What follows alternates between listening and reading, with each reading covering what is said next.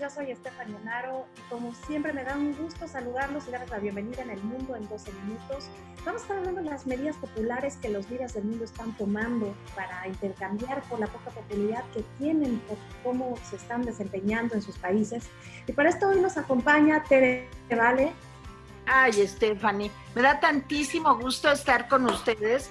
¿Cómo están? Buenos días. Gracias. Buenas noches, perdón, ya estoy loca. Es el confinamiento, Stephanie. ¿Qué tal? Querida Stephanie, qué gusto. Tere, de verdad, tenerte aquí. Soy un admirador tuyo. Qué gustazo, Carlos. Me gusta siempre. Jaime, Carlos, gracias. Nomás que fíjate, Stephanie, me dijeron que eran mis admiradores cuando eran niños, imagínate. No, todos éramos niños. Todos éramos niños. Ajá. Tú ibas un año adelante de nosotros. Tere. Exacto. Nada más, así es. Qué gusto. Paso adelante. Oye, pues fíjate que está muy interesante lo que está pasando, porque después de que Donald Trump se reúne con AMLO y dice que lo ama y que son muy amigos, vuelve a atacar a México, a los estadounidenses que no se tienen que fijar en los contagios de Estados Unidos, sino más bien que tienen que voltear a México y todos sus casos de contagio, y que qué bueno que ya se está construyendo el muro, porque si no estarían todos infectados. Y creo que esta es una serie de las medidas populistas que igual que Bolsonaro y aquí los jugadores están tomando.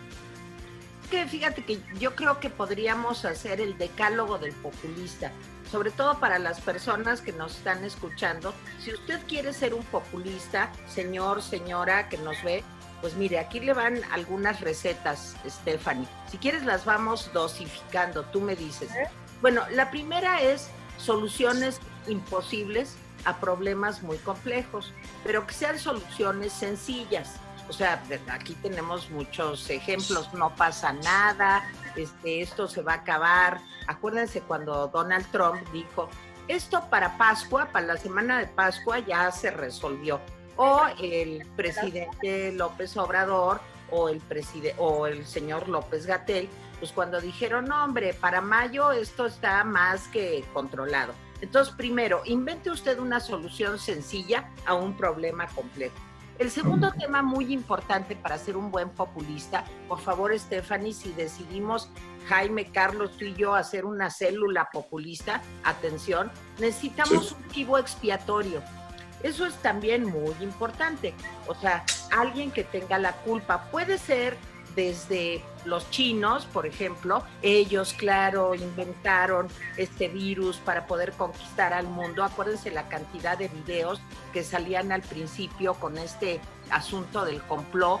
O aquí en México es un problema de los conservadores, solamente los ricos son, acuérdense de esas declaraciones, son los que se contagian. Es un problema que no tiene que ver con las mayorías. Otro tema importante, hay que ser autoritarios. Eso es la marca de la casa de todos los populistas.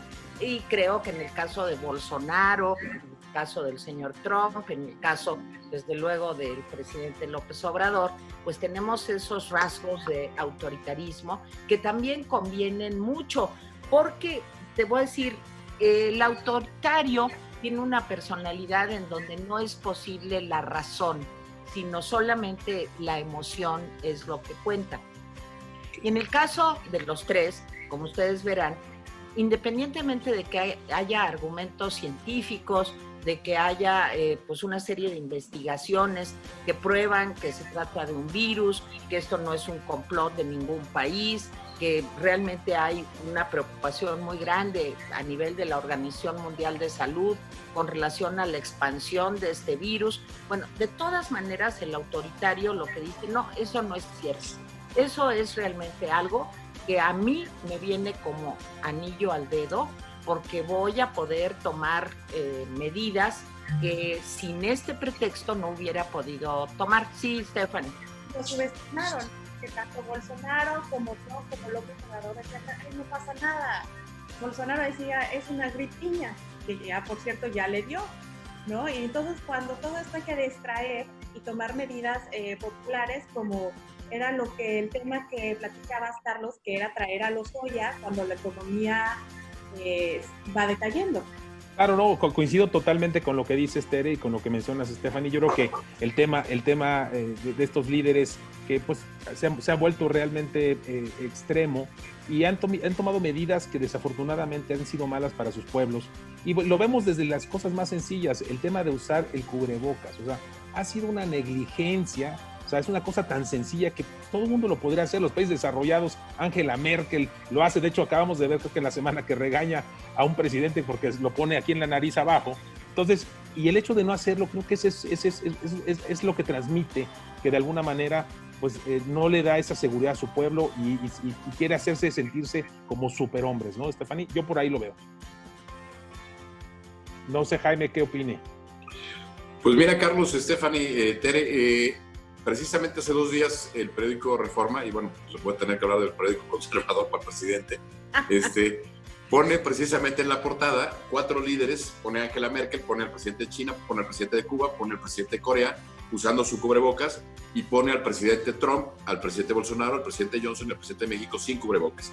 Y lo que señala precisamente es cómo en los países donde tienen cubrebocas los líderes, los casos han bajado, han detenido la pandemia o han tenido un gran rol, y por el otro lado, los países donde no, pues la pandemia está disparada. Entonces, lo que decíamos es, más que el cubrebocas, lo que te refleja es un aspecto mental de los líderes y lo que está pasando en esos países. Y sobre todo por cuestiones de inversión. A ver, si tú sales con un cubrebocas, pues quiere decir que estás aceptando que hay un riesgo. Y eso pues va a decir que tu capital no es estable y te van a llegar menos inversiones. En cambio, si sales sin cubrebocas, tú vas a enviar un mensaje de que según tú todo está bien, y puede ser una negación de la realidad bastante costosa. Tanto así que Brasil está ya por quitarle a Estados Unidos el liderazgo en contagios y muertes. Ya va para allá, creo que muy pronto lo va a alcanzar. Y ya está ahí tumbas clandestinas, ¿no? Porque ya no saben qué hacer con los muertos. Pero aquí lo que hay que ver es todas estas medidas populares para distraer la atención. Creo que aquí no es casualidad que cuando todo esto está ocurriendo hayan extraditado a Emilio Lozoya y todo lo que va a pasar, porque solamente en México y en Venezuela no se habían tenido repercusiones del caso de Odebrecht. Bueno, sí quiero decir que el presidente López Obrador se ha especializado en siempre tender cortinas de humo a modo. Nada más que yo aquí sí tengo una perspectiva un poco distinta en este sentido.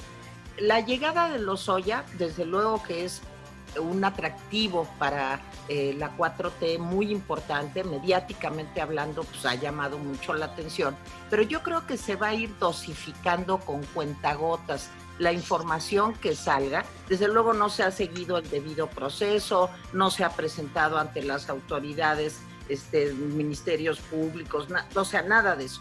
Se va a ir dosificando hasta que estemos muy cerquita de las elecciones del año entrante. Cuando sea junio de 2021, en ese momento, por ahí en mayo, es donde se van a dar a conocer los resultados más llamativos y asombrosos, porque simplemente es una herramienta para poder conseguir más votos el 2021. No vamos a saber la verdad, porque yo digo que si hay culpables, que se descubra, que se muestre, que se pruebe y que se castigue, pero eso no va a pasar, Stephanie. Claro, y sobre todo también aquí hay corruptos. Entonces, ¿qué pasa con las casas de Sandoval y Ackerman? ¿No? ¿Qué pasa con los contratos al hijo de Bartlett? Hay muchos desvíos de fondos de Jacob Polensky, ¿no? Hay cosas que también se tienen que aclarar. El presente no puede quedar impune, y sobre todo en el 21 lo que él quiere es ganar la mayoría en la Cámara de Diputados para que su referéndum pueda pasar sin ningún problema, y esto va a tener otras implicaciones, Carlos. Sí, Stephanie, yo coincido mucho con lo que dice Tere. Estas son herramientas políticas, son herramientas electorales, y lo estamos viendo en el mismo caso del tema de Trump. Trump ya dice de lo que decíamos al principio, Stephanie, que mencionabas, que gracias a que ha construido casi la mayoría del muro, no se ha podido contagiar más Estados Unidos de los contagios mexicanos. O sea, es el primer impacto que le da a López Obrador después de su visita a Washington, y creo que pues habla muy mal, ¿no? Y son herramientas electorales totalmente. Claro, y Jaime, esto tiene obviamente un impacto político mayor. Fíjate, Stephanie, y lo platicamos un poquito antes de entrar al aire, Carlos y yo, que Emilio Lozoya es el primer mexicano que llega de España con anemia. Después, habiendo fabada, jamón serrano, quién sabe qué le pasó a Emilio que llegó con anemia y pues lo tuvieron que internar, ¿no? Perdón la broma, pero bueno, pues suena chusco, ¿no? Pero las implicaciones políticas que esto va a tener pues van a ser muy fuertes, porque precisamente el día de ayer en la mañanera el presidente López Obrador estaba ya hablando de lo que estaba declarando Emilio Lozoya, lo cual a mí se me hace una grave situación, porque se supone que son cuestiones confidenciales, hay debido proceso, hay que ser, ahí se crecía en esa cuestión y pues ya se están haciendo públicas y pues pareciera, como bien lo están señalando aquí, que esos elementos pudieran usarse hacia las elecciones del 2021 como una herramienta, un arma contra la oposición. Oye, Sí, Tere. perdón. Salud. Ya me dio el Salud. estornudo. No, yo quiero decir, si ustedes se fijan, las diferencias que hay tan grandes entre el manejo del caso de Rosario Robles, que tiene 1 año, aunque el delito por el que está acusada no es lavado de dinero, ni simplemente es que ella no avisó a su superior de lo que estaba pasando. Sin embargo, tiene 1 año adentro, en una medida totalmente injusta, Sí. y que no se apega al marco legal. Sin embargo, Lozoya llega y después de comer chorizo y fabada, pues se va directamente a uno de los hospitales más caros de México. ¿Qué se acordó? ¿Cómo se negoció? Eso está totalmente fuera del marco legal de nuestro país.